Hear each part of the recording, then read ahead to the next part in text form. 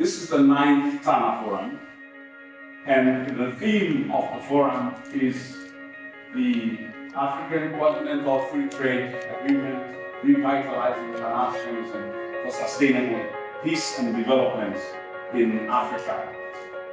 Tana itself is an informal space for candid dialogue where we share experiences and ideas. It is intergenerational in nature, multidisciplinary, and when I asked the leadership of the Tana Secretariat to give me phrases or words which describe their own experience of Tana,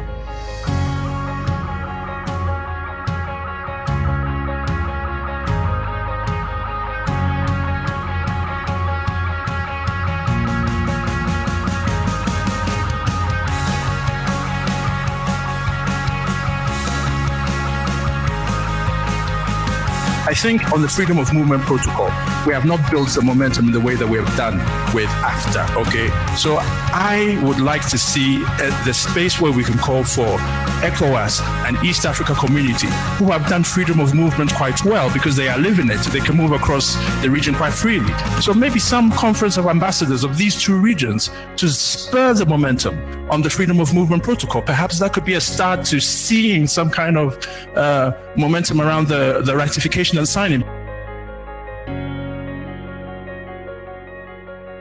This forum is also the illustration of the determination of representatives of the current generation of Africans to play their role in promoting Pan-Africanism and enhancing our continent's capacity to seek solution to its problems, thus enabling it to emerge as a strong force for peace and prosperity.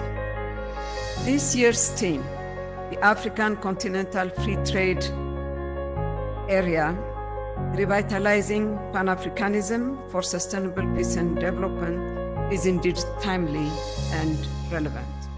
We are in the midst of turbulent times. The health and economic challenges brought about by the COVID-19 pandemic have negatively impacted the global economy. As we respond to the pandemic and look towards recovering and resilience, we must consider the transformative positive impact that the African Continental Trade Area promises. I think COVID-19 has exposed the weaknesses of the economic structure in Africa. Most African countries, including my own, has suffered because of COVID-19 pandemic, simply because when the lockdown came, those countries who import massively food items and capital goods from outside has suffered. So that's also true to my own country. CFTA, the regional integration and Pan-Africanism, is that leadership matters. Leadership matters, collective leadership matters. All part of our society should be mobilized. Civil society, community, private sector, university, everybody should be on board. That CFTA should also be about implementation. When we make commitment, we have to follow suit. That's very important. The Assessing Regional Integration for Africa, the 9th edition, very important publication that has been useful in conversations around regional integration for a very long time. And the last year's edition, there was a particular quotation which was very important. It was about the AFTA not just being about intra-African trade, but about dispelling the crisis of implementation around AU programming and Agenda 2063, which is to say, for some of us, that what it therefore means is that if we could have moved so quickly on the African Continental Free Trade Area with the momentum that we have seen, then surely we must be able to move around all the other issues that we have seen around the AU levy, around freedom of movement protocol, and so on and so forth. to proceed in the integration. But at least from my own country's perspective, I can tell that we have profited a lot, both from the political and economic integration of Europe. But my question would be about how to get the Africans on board. You have mentioned many times how the idea is to engage the Africans, to engage the communities, the small businesses. So what kind of measures have the states taken to communicate about the treaty to people, to communities, and to small businesses? There's really three things I heard consistently across all of our speakers who were able to join us, and allow me to recap them for you here today. The first is that we are facing, and you are tasked over the next couple of days, with a really complex and challenging problem of peace and security and trade. The issues at the root cause of each of these areas are immense. We cannot talk about peace and security without poverty, without human rights, without climate change. This is a multidimensional problem. And so it requires both the candor that we've shown here, but also the nuance as we think about solutions that are not addressing single points. The second thing that I've heard, if the issues are this challenging and complex, then we need to be multilateral in our thinking and our decision making. No single agency can go it alone. We need to give each other the space to serve our constituents well, but also to collaborate. And the final thing I've heard is that we've made a lot of strides towards policy and legislation at a continental level. It's remarkable that we've managed to sign the Free Trade Continental Agreement last year. The task is really to go forward and implement it in manageable and tangible chunks.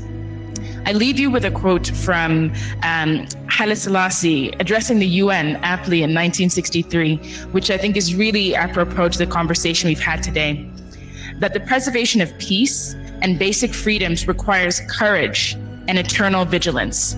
These lessons must be learned anew by each succeeding generation. The work will be hard, but we must do it.